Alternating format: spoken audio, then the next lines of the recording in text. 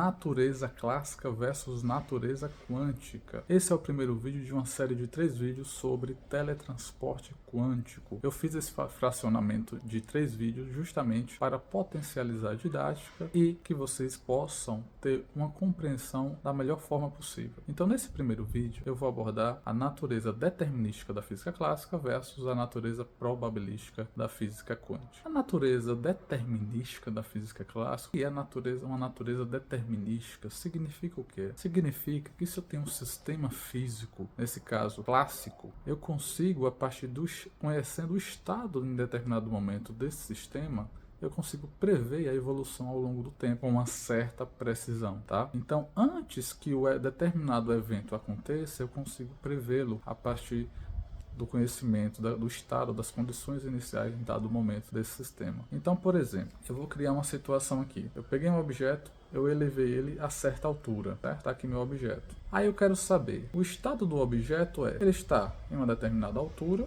eu estou segurando ele e eu sei que ele está sob a influência da gravidade. Então eu conheço o estado dele. Eu sei a posição, sei a altura, identifiquei a localização espacial, tudo certinho. Aí eu pergunto a vocês, se eu soltar esse objeto, o que irá acontecer? Eu consigo prever isso antes mesmo que eu solte? Consigo. O que irá acontecer? Ele vai cair. Ele irá cair. Isso é até intuitivo, tá? Sistemas de natureza determinísticas são intuitivos, são mais lógicos para o senso comum. Então soltei, caiu. Sistema clássico. Por outro lado, na mecânica quântica, agora para a física quântica muda. Então vocês imaginem agora que a gente está no sistema quântico. O que é um sistema quântico? É um sistema onde a gente está numa escala subatômica, menorzinho que um átomo. Então imagine que eu estou dentro de um sistema quântico agora, esse objeto é uma entidade quântica, numa escala menorzinha que um átomo. Nessa escala, primeira coisa, eu vou dar o mesmo exemplo, eu elevei o objeto a uma determinada altura, ok, estou tentando analisar o seu estado, certo, estou tentando analisar. Mas veja, a influência da gravidade na escala quântica, ela é isso aqui, quase que irrelevante. Então se eu soltar, será que ele irá cair, como aconteceu no sistema clássico? Na verdade, o que acontece no sistema quântico é o seguinte, eu não consigo prever com precisão o que irá acontecer. O que eu consigo prever é uma distribuição de possibilidades do que pode acontecer. Ele pode cair? Pode, mas essa seria apenas uma das possibilidades, dentre outras. Então, o que eu posso prever é uma distribuição de possibilidades, diferente da física clássica, que eu posso determinar de fato o que irá acontecer, antes de acontecer. O que é que irá acontecer? Se fosse um sistema clássico, irá cair se eu soltar. Na quântica, não. Na quântica eu tenho uma distribuição de possibilidades. Até que, de fato, eu solte o objeto, eu não sei o que vai acontecer de fato. Eu tenho uma distribuição de possibilidades. Uma dessas possibilidades irá acontecer, mas eu não sei com precisão a qual. Então, até que eu solte, eu não sei. E aí, eu vou lançar mão de um exemplo bem interessante. Imagine um jogo de futebol. Flamengo e Corinthians, as maiores torcidas, tá? Imagine que a final da Supercopa do Brasil, Flamengo, atual campeão brasileiro, Corinthians, campeão da Copa do Brasil. Imagine que a final da Supercopa do Brasil será amanhã. Eu consigo, antes do jogo, prever o resultado? Não. Até que o juiz apite o jogo, até que o juiz apite o final do jogo, eu não consigo saber qual resultado do jogo de fato. Agora, eu consigo ter o estado do jogo, ou seja, eu consigo prever os possíveis resultados. Sim. Ou vitória do Corinthians, ou vitória do Flamengo, ou empate. Uma dessas 3 situações irá ocorrer. Mas qual precisamente eu não sei. Até que o jogo seja finalizado, eu não sei. Então isso essa é a ideia da previsão dentro da física quântica. Você não consegue prever antes que aconteça o evento. Diferente do determinismo da física clássica, você consegue prever. Tá? Então essa é a diferença da natureza da física clássica, que é determinística, e da física quântica, que é probabilística. Então, basicamente, na física quântica é como se fosse assim, essa previsão é assim, eu tenho que pagar para ver. Eu consigo prever as possibilidades, e aí eu organizo o meu estado do sistema, mas eu não consigo saber com certeza absoluta. Eu tenho apenas uma distribuição de possibilidades. Uma delas irá acontecer, mas até que o evento ocorra de fato, eu não sei o qual irá acontecer. E aí vocês me perguntam, tá, e por que a física quântica é assim, tão diferente? Bem, porque as teorias determinísticas não conseguem descrever com precisão o estudo de entidades quânticas, de entidades subatômicas, de escala subatômica. E aí eu vou aqui explicar um pouquinho para vocês como nasceu a física quântica e como ela foi estruturada para que vocês entendam melhor. Bem, até o final do século XIX, o determinismo reinava. O determinismo a partir da física newtoniana, física clássica, da filosofia, das ideias de Laplace, em que se eu conheço as condições iniciais de um sistema, se eu conheço posição, se eu conheço movimento, se eu conheço velocidade de um determinado corpo, em determinada situação no sistema, eu consigo prever ao longo do tempo o que irá acontecer com esse corpo. Isso é determinismo. Bem, em 1900, né, finalzinho do século XIX, início do século XX, um físico chamado Max Planck, físico alemão, ele se deparou com um problema que é até bem conhecido por muitas pessoas, até pessoas leigas, mas se você não conhece, vai conhecer agora nesse vídeo, que é um problema chamado catástrofe do ultravioleta. O que é essa catástrofe do ultravioleta? Imagine que muitos estudiosos tentaram explicar a emissão de radiação de corpo negro. O corpo negro é um corpo ideal que ele não permite, a partir do momento que ele recebe a incidência de uma radiação, ele não permite a transmissão dessa radiação nem a sua reflexão. Portanto, ele absorve completamente essa radiação incidente, dentro de uma condição de temperatura em equilíbrio, etc. Tá? E a partir do momento que ele está em uma temperatura extremamente alta, ele também consegue emitir radiação. E essa emissão de radiação também tem uma eficácia máxima. Então é um corpo ideal.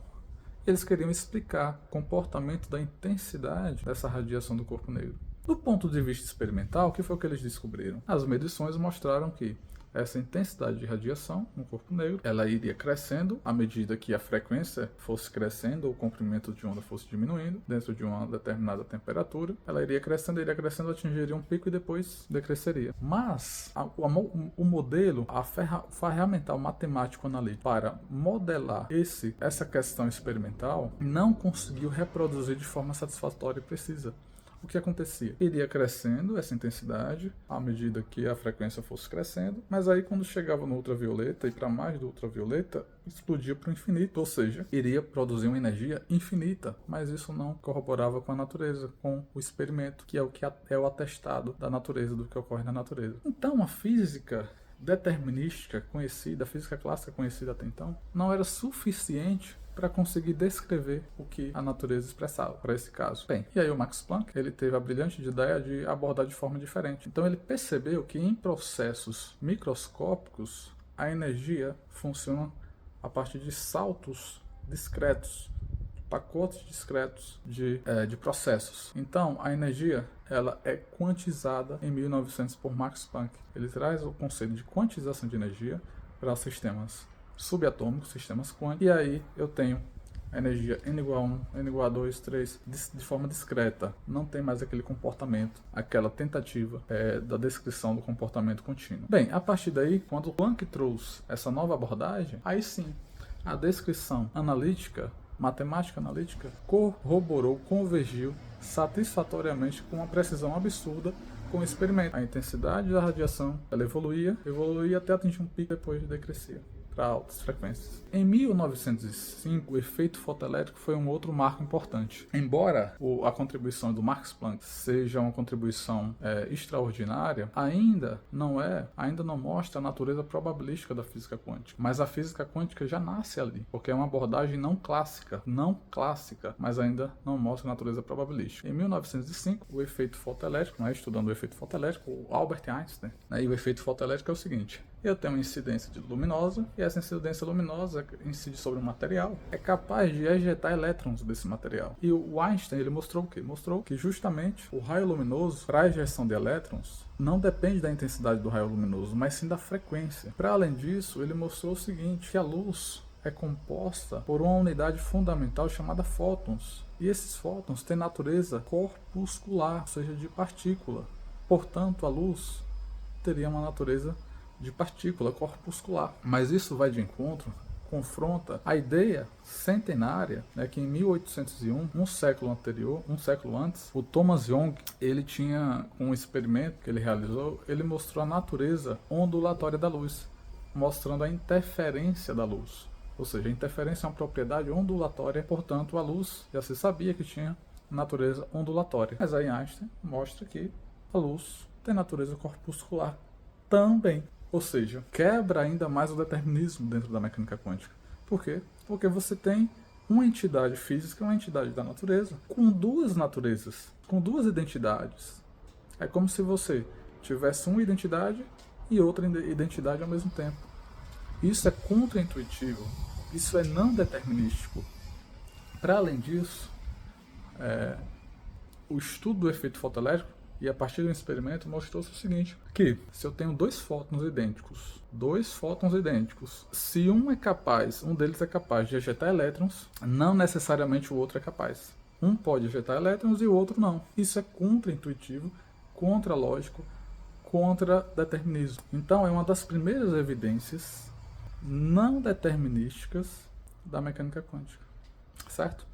Para piorar, em 1924, Louis de Broglie, na sua tese de doutorado, qual a ideia dele? O Louis de Broglie dizia que toda a matéria, na sua constituição subatômica, de partículas subatômicas, tinha natureza dual, de onda e partícula, e consolidou ainda mais a ideia e a compreensão de que da natureza de partículas subatômicas de natureza dual, comportamento de onda, comportamento de partícula, duas naturezas para uma mesma entidade física. Bem, além disso, para piorar ainda mais essa ideia de não determinismo e a consolidação cada vez maior, em 1927, o Heisenberg, com o princípio traz a compreensão do princípio da incerteza. Então imagine o seguinte, e aí talvez fique mais claro para você essa questão de probabilismo, né? De uma natureza probabilística. Se eu tenho uma determinada partícula subatômica, uma entidade quântica, eu consigo determinar, eu consigo identificar a posição dessa partícula. A partir do momento que eu identifico a posição, o seu momento linear, a sua velocidade, acaba se tornando algo probabilístico, impreciso, totalmente impreciso, incerto. Por outro lado, se eu meço, se eu faço a medida da sua velocidade, o seu momento linear, a posição acaba sendo algo incerto, impreciso. E aí mostra, para consolidar de vez, a natureza probabilística da mecânica quântica. E aí a descrição de todos esses modelos, a descrição da mecânica quântica, né, dentro de uma natureza probabilística, ela é descrita através das equações de Schrödinger, da função de onda de Schrödinger. Tá? A função de onda de Schrödinger é um análogo clássico das trajetórias, mas na física quântica ela guarda as informações principais daquela entidade quântica, seja energia, posição, spin, que é o momento angular intrínseco. Então, a função de onda é um análogo trajetórias, do comportamento de trajetórias na física clássica. As equações de Schrödinger é o análogo da física clássica da segunda lei de Newton, tá?